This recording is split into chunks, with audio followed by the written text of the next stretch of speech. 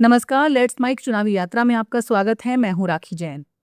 चुनावी यात्रा में आज हम पहुंचे हैं उस राज्य में जहां चुनाव सिर्फ लोकतांत्रिक प्रक्रिया नहीं बल्कि एक राजनीतिक संघर्ष का रूप ले लेते हैं। ये है पश्चिम बंगाल, जहां हर चुनाव सिर्फ सरकार बनाने का नहीं बल्कि सत्ता, विचारधारा और वर्चस्व की लड़ाई होता है।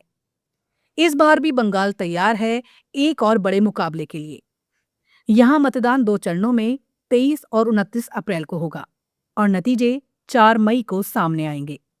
लेकिन इस बार की लड़ाई सिर्फ सीटों की नहीं है, बल्कि ये नेतृत्व, संगठन और जनता के भरोसे की सीधी परीक्षा है। पश्चिम बंगाल में कुल 294 विधानसभा सीटें हैं और पिछले चुनाव में तृणमूल कांग्रेस ने भारी जीत के साथ सत्ता बरकरार रखी थी।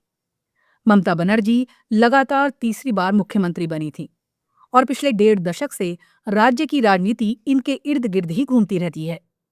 लेकिन इस बार तस्वीर पहले से ज्यादा चुनौतीपूर्ण नजर आ रही है। भारतीय जनता पार्टी, जिसने पिछले चुनाव में मजबूत उपस्थिति दर्ज कराई थी, अब सत्ता तक पहुंचने की पूरी कोशिश में है।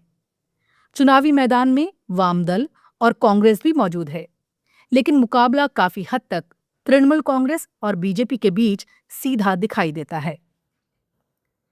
इस बार तृणमूल कांग्रेस ने चुनाव की शुरुआत ही एक बड़े राजनीतिक संकेत के साथ की है। पार्टी ने अपने उम्मीदवारों की सूची जारी करते हुए 294 में से 291 सीटों पर नामों का ऐलान कर दिया है और 3 सीटें सहयोगी दल को दी हैं। लेकिन इस सूची का सबसे बड़ा संदेश बदलाव है। ममता बनर्जी ने 74 मौजूदा विधायकों के टिकट काट दिए हैं और 15 विधायकों की सीटें बदल दी हैं। ये कदम सिर्फ उम्मीदवार बदलने का नहीं बल्कि एंटी इनकम्पेंसी को सीधे तौर पर स्वीकार करते हुए उसे कम करने की रणनीति का हिस्सा है। तृणमूल कांग्रेस ने इस बार अपनी राजनीतिक रणनीति में एक और बड़ा बदलाव किया है। पार्टी ने सेलिब्रिटी चेहरों से दूरी बनाते हुए जमीनी कार्यकर्ताओं और संगठन के लोगों को प्राथमिकता दी है। जहां 2021 में कई चर्चित चेहरे चुनाव मैदान में थे, वहीं इस बार सिर्फ 2 सेलिब्रिटी उम्मीदवारों को टिकट दिया गया है। इसके साथ ही उम्मीदवारों की सूची में सामाजिक संतुलन पर खास ध्यान दिया गया है। 52 महिलाएं, 47 अल्पसंख्यक समुदाय के उम्मीदवार, 42 युवा और 95 SC/ST वर्ग से उम्मीदवारों को टिकट देकर पार्टी ने साफ संकेत दिया है कि वो सामाजिक प्रतिनिधित्व को चुनावी रणनीति का केंद्र बना रही है।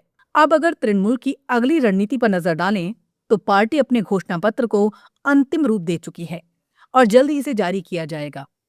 इस बार घोषणा पत्र में सामाजिक सुरक्षा को सबसे बड़ा मुद्दा बनाया जा रहा है। इसके साथ ही रोजगार, स्वास्थ्य और शिक्षा पर विशेष जोर दिए जाने की बात सामने आई है। ये भी संकेत मिले हैं कि ममता बनर्जी इस बार कुछ नई योजनाओं का ऐलान कर सकती हैं, जो सीधे मतदाताओं, खासकर महिलाओं और गरीब वर्ग को प्रभावित करेगी। तृणमूल कांग्रेस ने इस बार अपने चुनावी नारे में भी बदलाव किया है। 2021 में पार्टी का नारा था, बंगाल अपनी बेटी चाहता है, जिसने ममता बनर्जी की व्यक्तिगत छवि को मजबूत किया था। लेकिन इस बार पार्टी ने नारे को बदलते हुए इसे व्यापक राजनीतिक संदेश देने की कोशिश की है। जो सबकी पुकार के लिए लड़ेगा, वही बंगाल माता को बचाएगा। इस बदलाव से साफ है कि तृणमूल अब चुनाव को सिर्फ ममता बनर्जी की छवि तक सीमित नहीं रखना चाहती, बल्कि इसे एक बड़े राजनीतिक और भावनात्मक नैरेटिव में बदलना चाहती है। इसी रणनीति का हिस्सा है बंगाली गौरव का मुद्दा, जिसे ममता बनर्जी एक बार फिर चुनावी हथियार बना रही हैं। हाल के दिनों में उन्होंने कई बार बंगाली पहचान और सम्मान का मुद्दा उठाया है। धर्मतला में प्रदर्शन से लेकर केंद्र सरकार पर आरोप लगाने तक ममता बनर्जी ने ये संदेश देने की कोशिश की है कि ये चुनाव सिर्फ सरकार का नहीं बल्कि बंगाल की पहचान और सम्मान का भी है।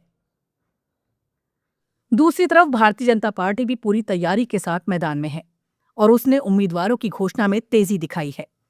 पार्टी ने अपनी पहली सूची में 144 और दूसरी में 111 उम्मीदवारों के नाम घोषित कर दिए हैं, जबकि कुछ सीटों पर अभी नामों का ऐलान होना बाकी है। बीजेपी ने उम्मीदवार चयन में क्षेत्रीय संतुलन और राजनीतिक संदेश दोनों को ध्यान में रखा है। पूर्व केंद्रीय गृह राज्य मंत्री निशित प्रामाणिक को माथा भांगा सीट से टिकट दिया गया है, जो उत्तर बंगाल में पार्टी की रणनीति का हिस्सा है।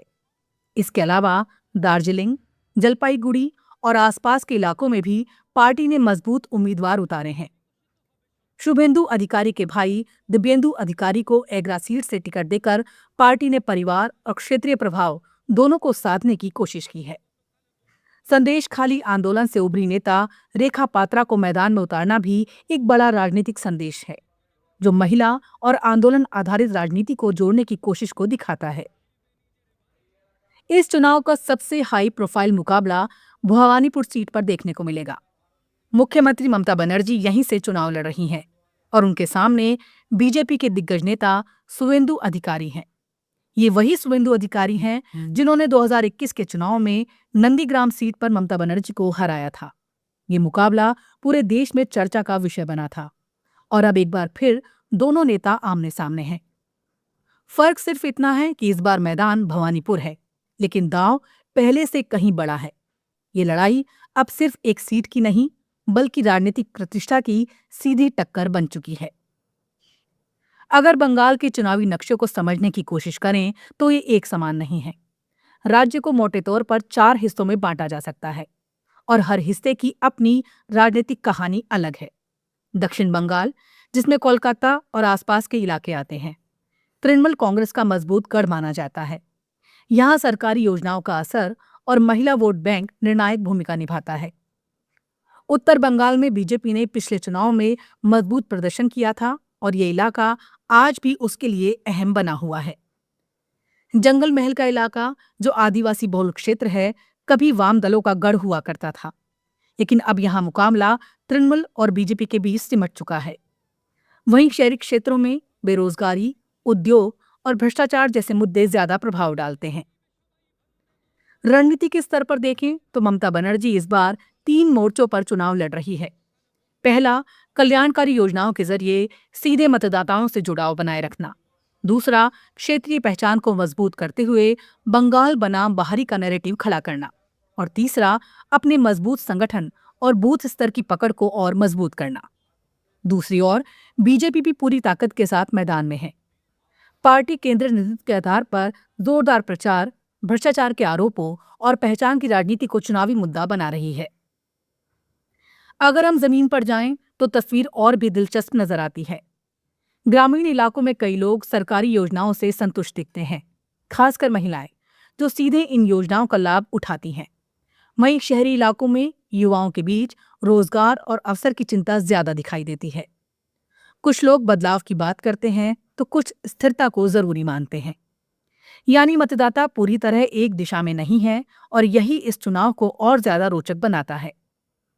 अगर पूरे चुनाव को एक लाइन में समझें तो ये मुकाबला है ममता बनर्जी की मजबूत पकड़ और बीजेपी की बढ़ती चुनौती के बीच।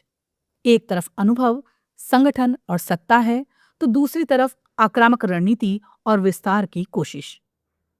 पश्चिम बंगाल का ये चुनाव सिर्फ एक राज्य का चुनाव नहीं है, बल्कि ये तय करेगा कि राज्य की राजनीति किस दिशा में आगे बढ़ेगी। क्या ममता बनर्जी चौथी बार सत्ता में लौटेंगी या बीजेपी इतिहास रचते हुए पहली बार बंगाल की सत्ता तक पहुंचेगी?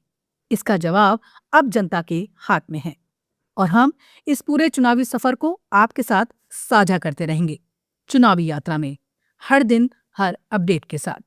नमस्कार। आप सुन रहे थे let's mike more than radio. Follow कीजिए हमें हमारे सोशल मीडिया प्लेटफॉर्म्स पर। It's time for news. It's time for more than radio. Presenting the first radio news app, Let's Mic. Let's Mic, a news-based app on your phone where you get to watch and listen news, talk shows, interviews, radio show podcasts. On Let's Mic, you get all relevant information of TV, print, radio, podcast, and digital. Let's Mic talks about every segment of life.